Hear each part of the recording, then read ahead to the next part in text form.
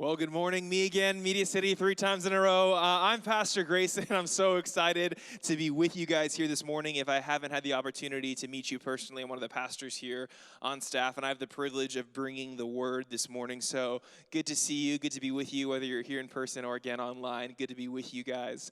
If you've been with us over the past couple of weeks, you'll know that we've been in a sermon series, right? And it's been called Slow is the New Fast. And it's largely based off the content of the writings of John Mark Comer in his book, The Ruthless Elimination of Hurry. And if you have yet to grab a copy of this and you're sitting in our services, you're engaging with our messages, and you find that this content is helpful and it's evoking conversation and you want to take a deeper dive with it, I recommend grabbing a copy and tracking with us through the remainder of the series, right? But we've been talking about this idea. Slow is the new fast, right? Slow is the new fast.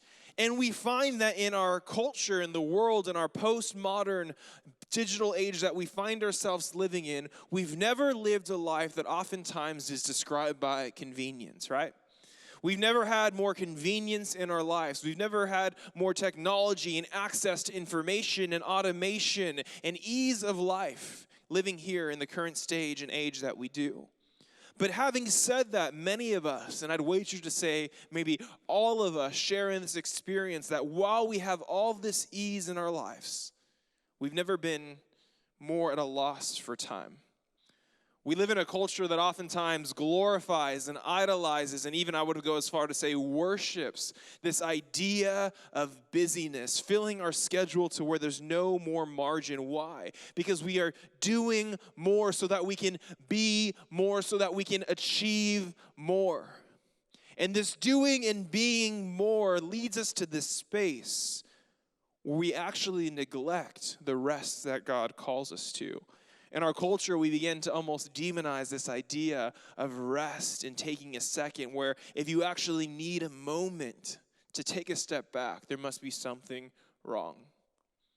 You see, the issue is that our chronic hurriedness, our chronic rush, is oftentimes leaving us separated from God, from each other, and oftentimes even from ourselves.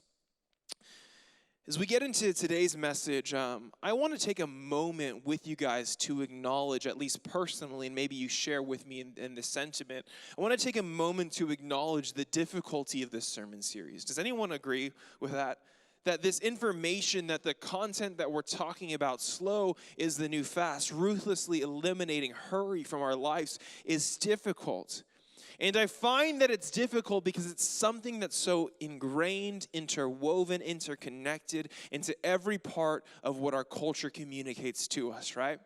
I was talking with Pastor TD, and obviously I'm not Pastor TD. Him and Pastor Callie are on vacation visiting some family, so they'll be back with us next week. But as he was talking about the idea of this sermon series, and he threw out the title to me, Slow is the New Fast, I chuckled to myself because if you know anything about me, I'm not a slow is the new fast person. And maybe you're with me here today and you're not a slow is the new fast type of person, right? I'm the fast is the new fast type of person, right? I want to do more. I want to be more. I want to achieve more. I want to learn something. If I don't know, I don't want to ask for help. I want to figure it out myself. I want the accumulation. I want the accolades, right? That's who I am, right? The hard thing with this idea of slow is the new fast, that it forces us to take a moment of pause and reflection and to ask ourselves honestly, where are we today? Where are we today, right? When we talk about this idea of slowness, this conception of slow, it's funny how we almost automatically assume that slow means stop. That slow means to halt. That if you are en route on a destination, that there's some interruption in that process because slow means stop. But if we look at the actual intention of slow, we understand that slow, in fact, is a movement. There's a directionality to it. There's a progression of space to it. It just happens at a slower pace, right, than what sometimes we often expect.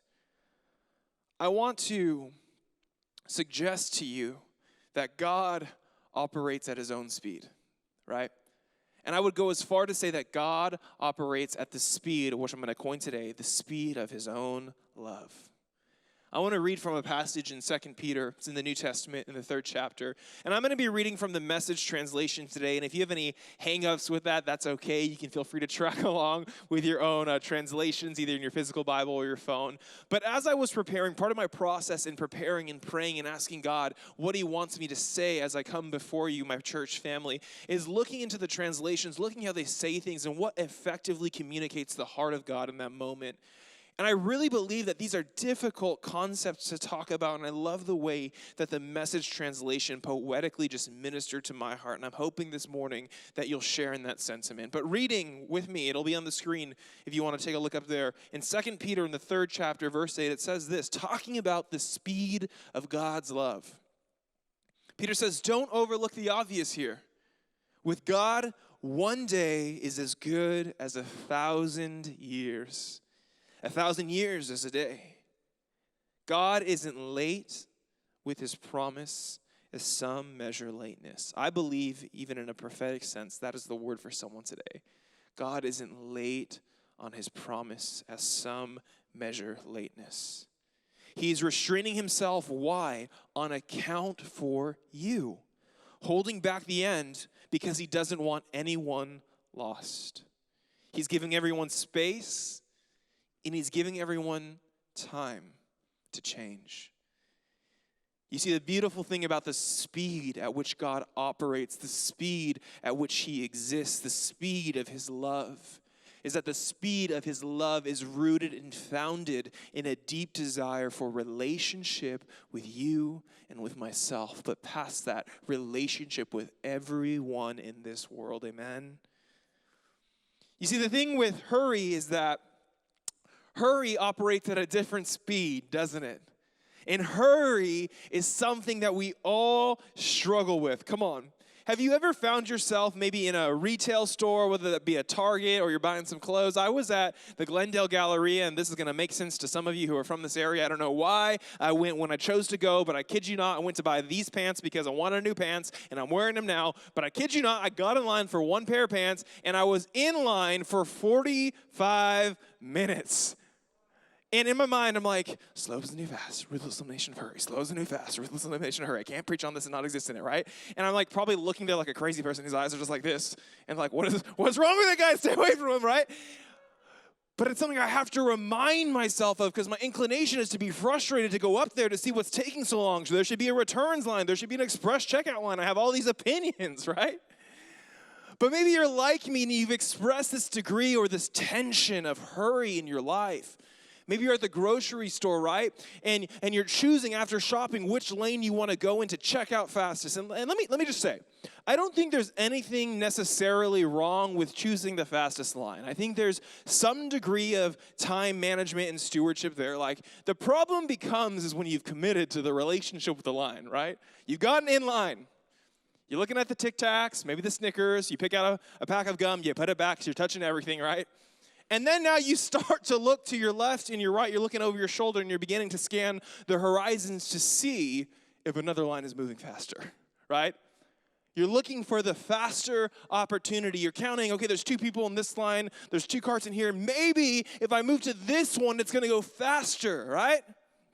And isn't it always the worst when you actually decide to commit to going to a different line and the line that you were originally in is now going faster, right? Anybody? And maybe you're crazy like myself. I'll just throw myself under the bus because that's where I'm going to live today. But maybe you're crazy like myself, and not only do you count the number of people in line or carts in line, but you know that it's not about the people and the cart so much so as it is about the items in the cart, right? You start looking, and can I just say that's so invasive when we're looking at other people's carts. They're doing their own shopping, and we're like, well, this line has 2 people, but this cart has like 500 items, and they're in the express checkout line, right? Anybody know what I'm talking about? Right? And this same concept applies when we're driving, right? We're going down Glen Oaks Boulevard and we hit a red light and there's 5 people in front of you but no one in the right lane, so you're going to move on over. Or maybe you're driving on the 5 freeway during rush hour. Yes, I said the 5 because I'm from SoCal, right? You're driving on the 5 freeway and you're in rush hour because we can't avoid it. And you're moving from one lane to the next lane because this lane's going faster. Now this lane's going faster. You're slowing down. Can I tell you, as someone who loves you and is full of the Spirit of God, you are the reason you're creating traffic on the freeway. Don't do that. right?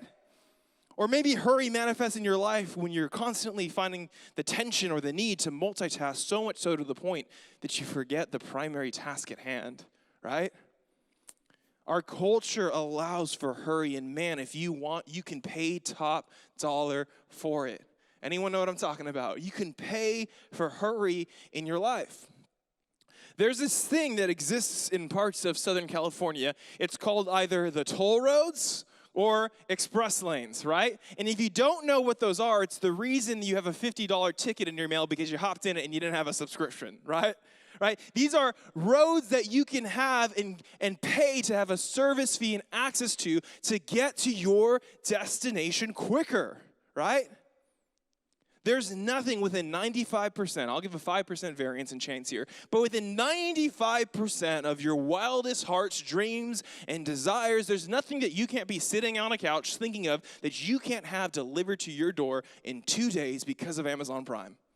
And the crazy thing is if 2 days is too long of a wait for you, you can pay upwards of $50, $100 to $200. Yes, I've checked. I haven't committed to it, but yes, I've checked to get overnight or next day shipping, right?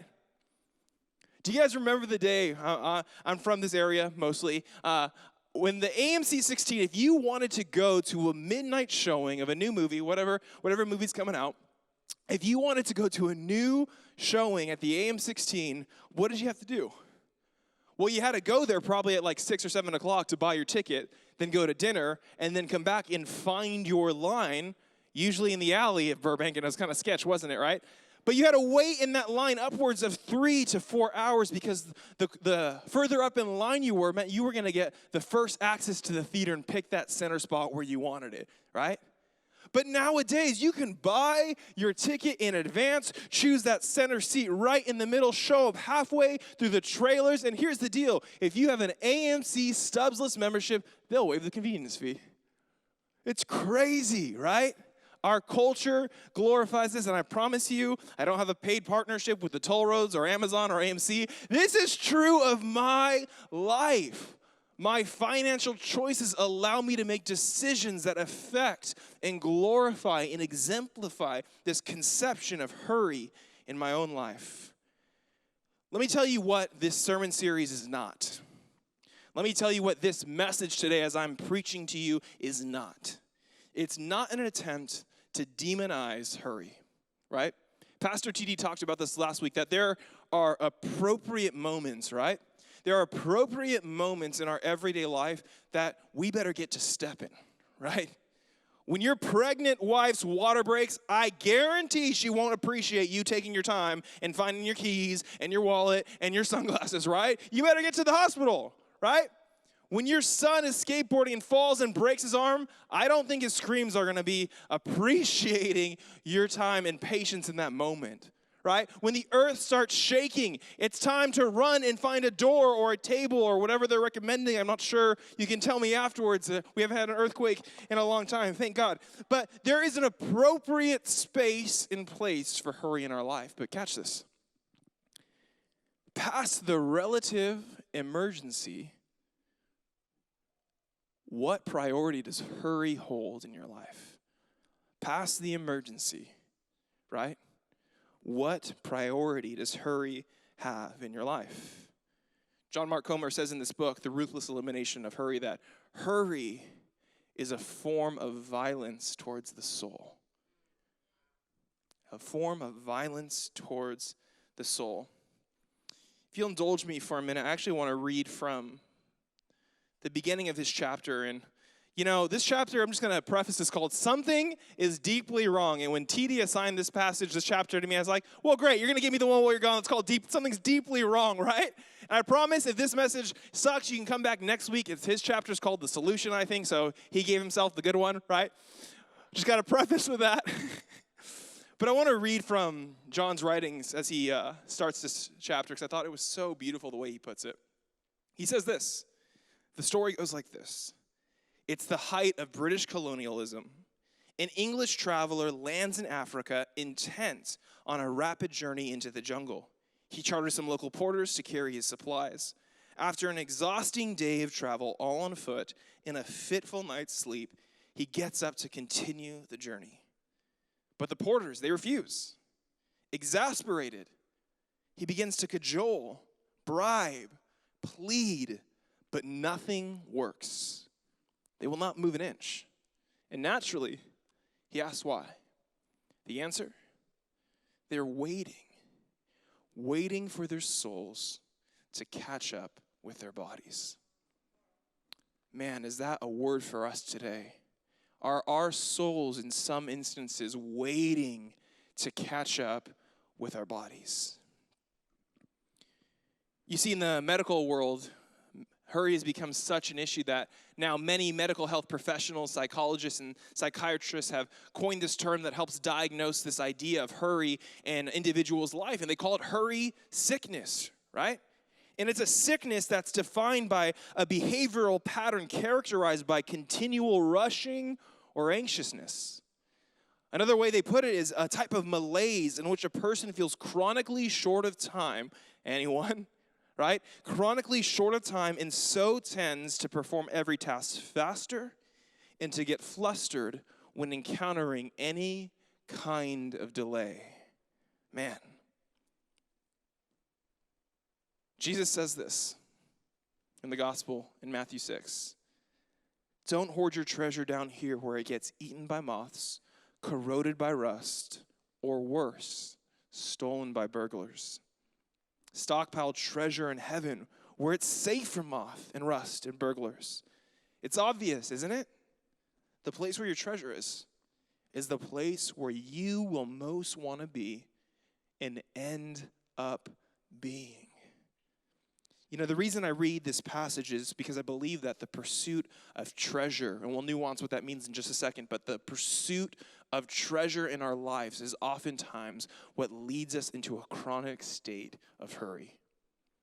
You know, if you've been around the church for any number of time, you've probably read this passage, and whenever we read passages like this one, it talks about treasure, or this one specifically, we oftentimes almost automatically interpret treasure, and rightfully so, to mean one of two things, right? Either our money, our finances, that which gives us influence, that which gives us opportunity, that which affords us opportunity to spend, right? Or time, right? Two limited resources that have so much precedence in our life. And while those interpretations are fair and in many ways true, for today's message, I want to suggest for you for just a moment that there actually might be a third and far more valuable resource, a far more valuable treasure in the economy of the kingdom of heaven that is even more finite and limited, and that is our attention. As we've been going through these messages, and we'll continue on in the coming weeks, we've been sharing a big idea, right? The heart is that if you catch anything in our messages, if you catch anything today, my hope is that it's this. And I'm going to read it a couple times, and it'll be up on the screen, but I want you to catch this with me. The big idea for today's message: our attention is our most valuable resource. And that which we give our attention to is indicative of who it is we will become. You see, the problem with hurry and the attempts to ruthlessly eliminate hurry in one's life is not that there's not enough hours in the day, right? How many of you guys found yourself saying, man, if I just only had 2 more hours, 3 more hours, 4 more hours in the day? Let me paint the reality. The picture is that the earth rotates. I don't know if it swings. I don't know which way. The earth rotates on its axis from point A back to point A in a 24-hour standard cycle. That's it. That's all we got. And maybe you're going to argue with me and say, well, the earth is technically slowing down, so it's actually more. Okay, past like 0.001% margin, there's 24 hours in the day, and there will most likely be 24 hours in the day till our last day here on earth. So the answer can't be that there's not enough time. But maybe the problem is that within the fixed hours of the day, there's not enough margin or space to do what actually needs to be done to bring rest and life and restoration to our souls. We live one hurried moment to the next, which leads us to living a hurried life. And we find at the end of it that inevitably our souls are hurried. Our bodies are waiting to catch up. I want to frame the rest of our time together around 3 questions. And I believe that I am a person who's co-laboring in this process, in this journey, that these words are just as relevant to myself as they probably are to you. And my hope is that I wouldn't be prescriptive of what you need to do, but allow space through the asking of powerful questions that you might begin to discern through God's voice what it is He might be speaking to you today. And we're going to end, as we have been in this series, with asking two questions, and it's, what did God speak to you today? And because of that, what are you going to do? And the beautiful thing is that the thing that God speaks to you is different than the thing that God speaks to me. And what we need to do might be different as well. And we'll get there in a second. But the first question pertaining to that which I've already mentioned is simple. Is your soul hurried? Another way to put this is your soul tired? You know, John in his book talks about a couple ways, and I want to go through them, that we can begin to be honest with ourselves. And I'm going to read these, and I'm going to preface, it's difficult to talk about this. It's difficult to hear this, but it's so powerful because he prescribes a couple of ways in which we can be honest with ourselves and ask that hard question, is my soul hurried? And the first one I want to mention, and of course it relates to me, of course it does, is irritability. Are you a person who's prone to irritability? Are you prone to frustration? Me. Are you prone to anger? Yes, I am. Me. Are you prone to simply getting mad over the little or normal things? Do the people around you feel like they have to be cautious and walk around eggshells because they're not quite sure how you might respond? Are you prone to negativity? Next one, hypersensitivity. Man, when I am tired, and I know maybe a lot of you are, when I am tired, I'm a bit sensitive, right? I'm a bit sensitive. Do minor comments hurt your feelings? Does a small turn of events derail you? Do minor things quickly escalate into major events? Do you find yourself being nitpicky or anxious? Number 3, a huge one right here, restlessness. Man, I know this is a huge one because I've talked with so many of you about the shared experience and reality of restlessness. This idea that when you actually try to slow down and relax, you can't rest. When you read scripture, let's be honest, maybe you find it boring. When you spend alone time with Jesus to try to pray and be with him, your mind wanders to the next distraction. I'm speaking to myself right here. You try to go to bed early to catch up on sleep, but you find that you toss and turn all night long. You sit down when you get home to watch a show because you're trying to unwind, but you're constantly placated with the next thing to do.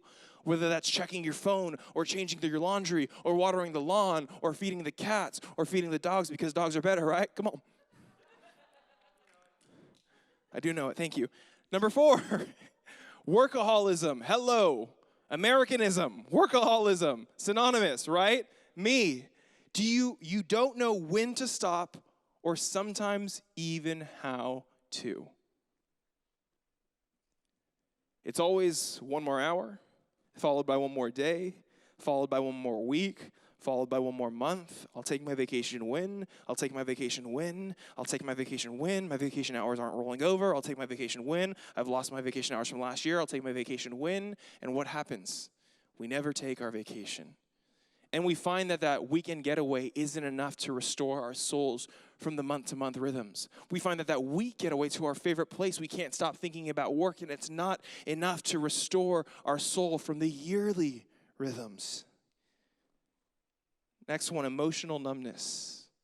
The simple reality that you can't feel others' pain or even your own. God calls us to mercy and empathy, a character of who he is, but in moments when others are struggling, we don't have the strength or energy or capacity to sit with another in their own pain or grief. Out of order priorities, maybe you feel disconnected from your identity, the sense of who you are supposed to be. You find that your life has become reactive to the world around you, not proactive, and you're constantly getting pulled into and sucked into everyone's emergency, and their emergency is now your own. And maybe at its worst form, time has gone by. Days, weeks, months, years, and maybe, unfortunately, even decades. And you've taken a posture of reflection, and you've come to a point of realization that the things that are most important to you, you actually haven't been able to do. Lack of care for your body. You miss out on 8 hours of sleep. You eat out constantly. Come on, I love eating out. I've been eating chili for 6 months. If you want to know why, you can come ask me later. It's kind of a long story. But I love eating out, but we have to care for our bodies. Maybe we neglect regular exercise. You get sick multiple times a year, or you regularly don't sleep well, and you wake up tired. Couple more here. You know, you might have a hurried soul if you're prone to escapist behavior. Turning to stimulants and distractions that pull and distract our attention from the deep work that we need to do in our hearts and in our minds and in our bodies. And we turn to short-term highs, right? Whether that's narcotics, overeating, internet browsing, online shopping. We don't do the work of actually digging deep into the depths of our soul. 2 more. Slippage of spiritual disciplines. The things that should be your first go-tos are your first to go, because you just don't have time for it. You don't have time to be in prayer. You don't have time to go to church. You don't have time to be in community. And the last one, you might have a hurried soul if today you find yourself in isolation. The things that are actually truly life-giving take time, but you feel disconnected from God. You feel disconnected maybe from other people, and maybe you feel disconnected from your own soul. When you're with God, you don't feel really with him. And when you're with people, you're elsewhere. Is this hard for anyone to hear this morning? Yeah, I'm seeing heads nod. I'm going to tell you, when I was reading this chapter, it was hard for me to read because it evoked and pulled and stretched and pointed into dark areas of my soul that I was uncomfortable with. That our world has allowed us to buy into this lie that hurry is the thing that is glorious. Hurry is the thing that is worthy. And it points out at a deep part of my soul that's lacking. If I'm being honest, I'm prone to irritability. I'm prone to hypersensitivity. I'm prone to workaholism. And maybe you're here and you feel the same way. But I want to offer a moment for self-reflection where you ask yourself, is my soul hurried? But I want you to do so in the space, in the atmosphere of grace. Not from any ideation of shame or condemnation. I rarely think that's from the heart of a loving Father, and it's not certainly my intention, nor do I think it's ever helpful. But with an opportunity and a goal for growth in soul transformation and restoration, ask yourself the hard question. Is your soul this morning in this season tired? Is it hurried? Are you waiting for your soul to catch up with your body?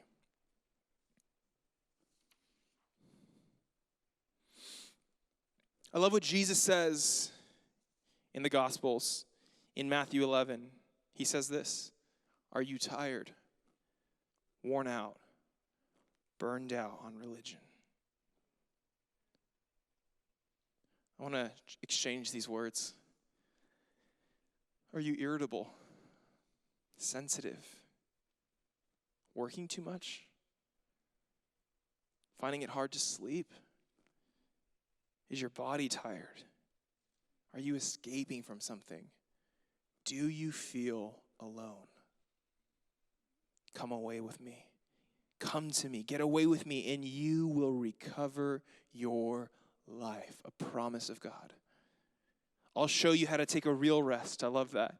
Walk with me and work with me. Watch how I do it. Learn the unforced rhythms. Let me add the unhurried rhythms of grace. I won't lay anything heavy or ill-fitting on you. Keep company with me, and you'll learn to live freely and lightly.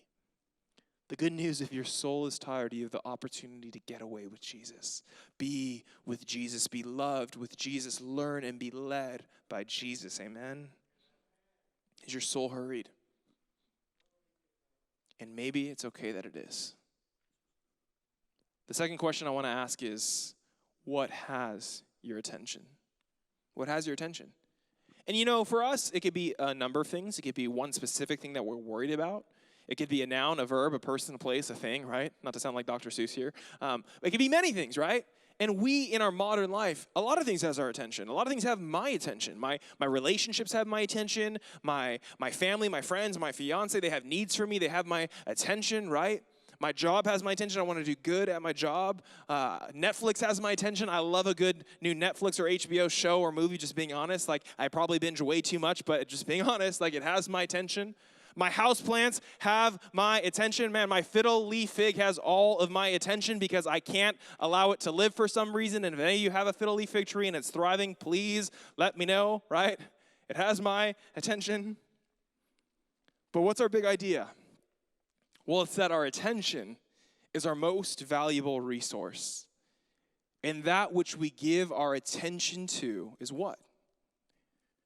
It's indicative of who it is we will become. Marie Oliver, who's not a Christian, I love reading writings from people who aren't Christians because it shows us that this is a shared human experience, not just a Christian one. But Marie Oliver, who is a lifelong spiritual seeker, as she defines it, says this, that attention is the beginning of devotion. What a beautiful way to capture in a simple phrase our big idea. Attention is the beginning of devotion. We're devoted to the things that we love, the things that bring us joy and enthusiasm. Attention is actually what leads us into awareness. When we're attentive in a room, we can be aware of what's happening. When we're attentive to our soul, to our own emotion, to our emotional intelligence, we are aware of why we do what we do.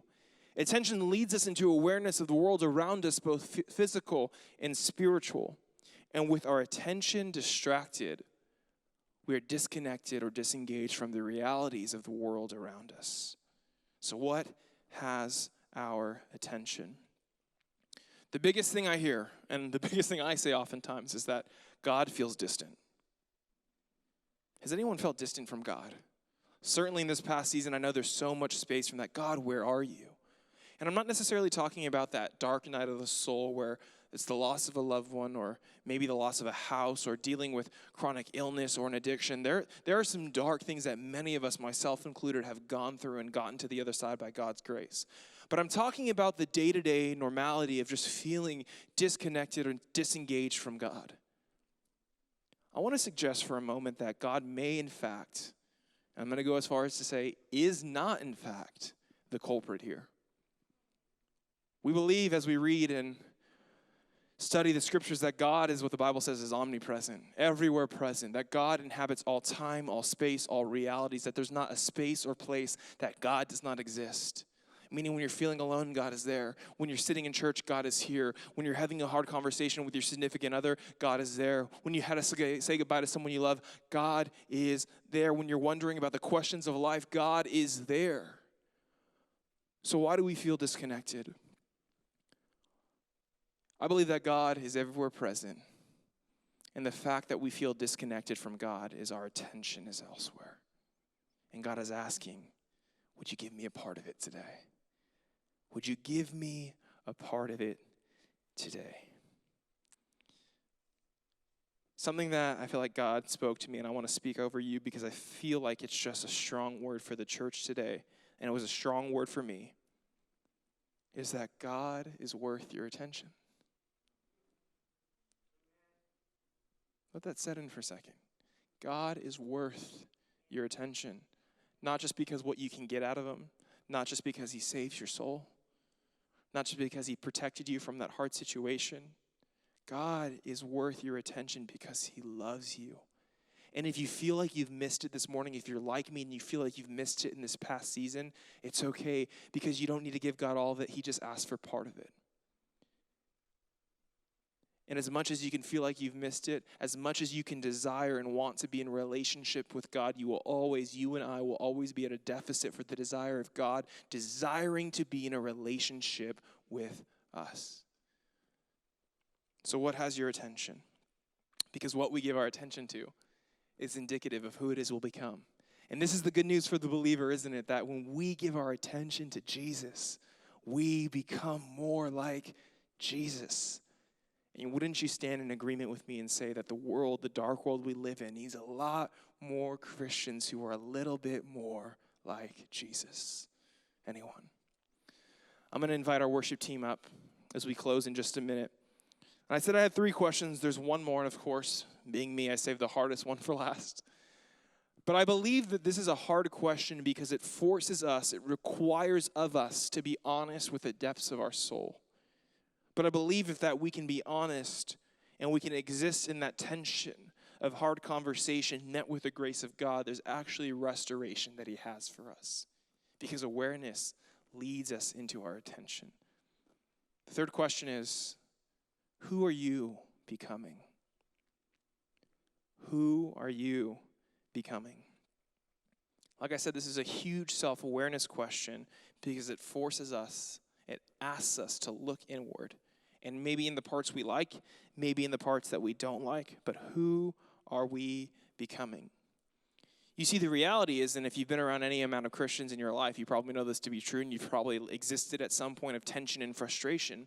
But the reality is that anyone can look or act like Jesus, right? The Bible tells us what Jesus did, so it's really easy to do what he did. It's harder to be who he was. Jesus tells the Pharisees, get away from me. You do all these things in my name. You're really good preachers. You're really good studiers. You're really good worship leaders. You're really good prophesiers. You pray for people to be healed, but your heart is far from me. Your heart is far from me. Anyone can do what Jesus did, but it's harder to be who Jesus was. Ask yourself, who am I becoming? And does that person look like Jesus?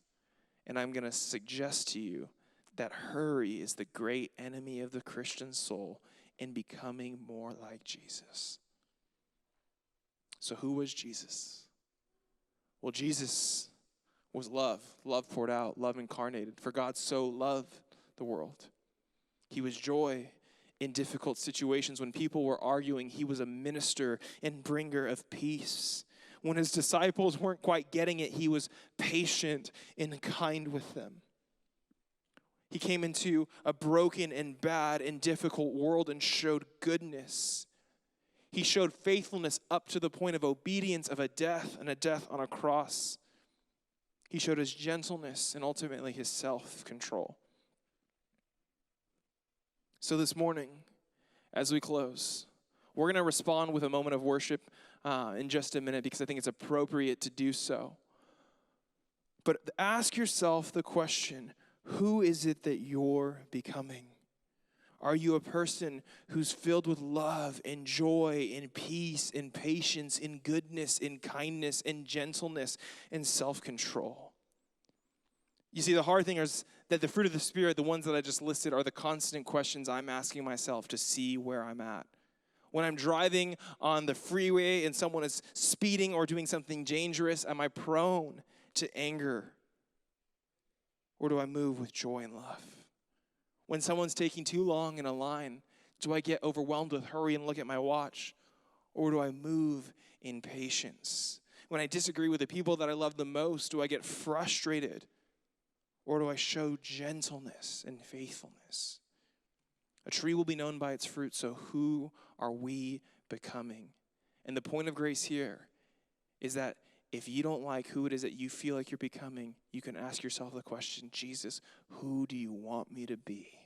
Who should I become?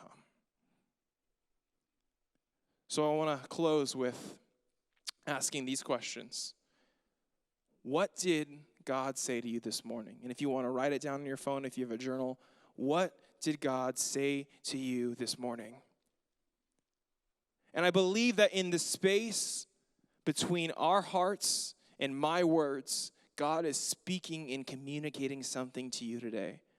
The Bible tells us that the Holy Spirit bears witness to our own spirits that we are in fact sons and daughters of God. So in that space, where is God speaking to you today? And I want you to take a moment just to think on that for just a second.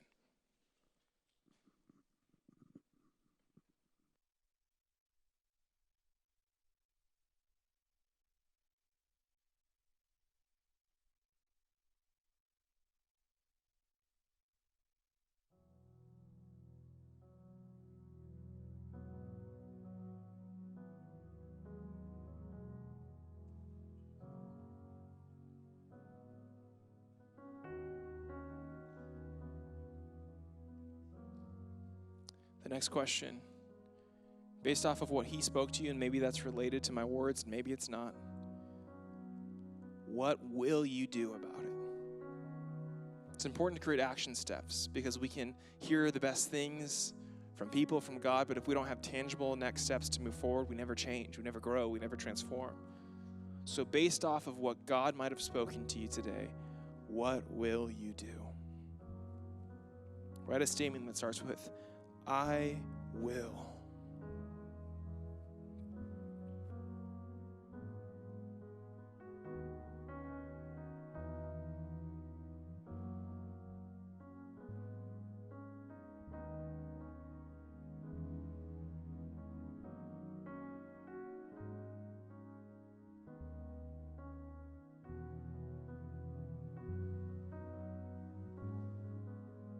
As we started with honesty and vulnerability, it's the same way I'll close, and I want to share mine with you.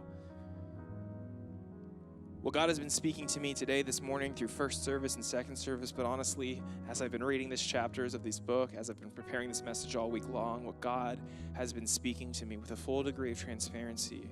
And it's hard to hear, but it's true, and I'm thankful for a God who meets me with grace in those tender moments to move me forward. What God has been speaking to me is that I don't always look like Jesus. It's okay. There's grace and there's space, but I don't always look like Jesus. So what am I going to do? I will find moments in my day, moments in my week past what I normally do to give margin and space for God to have my attention before anything else. Pray with me this morning. Jesus, we're thankful to be led into all truth by your Spirit. And we know that the things we're talking about is difficult. Lord, it's painful and it's hard because it pulls and it pries at the deep parts of our soul. I'm reminded of the passage in Hebrews that says your word is sharper than a two-edged sword, dividing soul and spirit, joint and marrow. Man, that sounds painful. But God, your word does that to us. And it invites us into deeper relationship with you. So God, would our hearts be softened and not hardened by the difficulties of this conversation? And would we be led into a deeper rest with you, God? Would you show us ways to move forward, to grow, and to help us constantly, ruthlessly eliminate hurry from our lives, to embrace slowness at whatever capacity that looks like, wherever there's margin. And God, in and through that, would our souls begin to be restored, to come alive? Would there be a freshness and a newness and all that your Spirit brings into and through us? In Jesus' name, amen.